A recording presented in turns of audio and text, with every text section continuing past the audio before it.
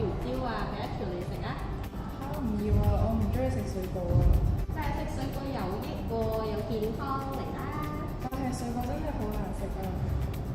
咁啦，我有啲香蕉皮有用，咁你幫下手好唔好啊？香蕉皮唔係廚餘嚟嘅咩？有咩用啊？我會用啲香蕉皮同埋一啲廢紙整成一張再造紙啊！幾得意喎，咁我幫你下啦。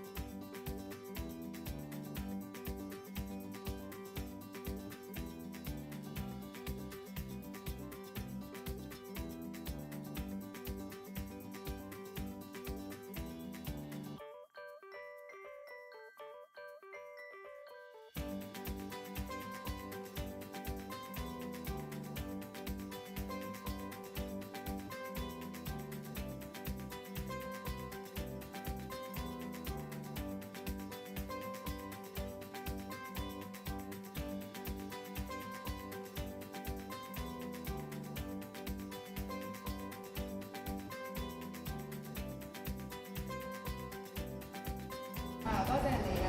點解你多謝我啊？其實咧，我一直有個便秘嘅問題啊。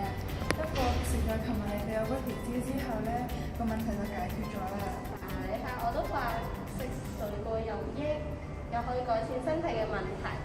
而家我哋用香蕉皮製成嘅再造紙，又咁有意義。好啊，咁我以後都要養成每日都食水果嘅好習慣。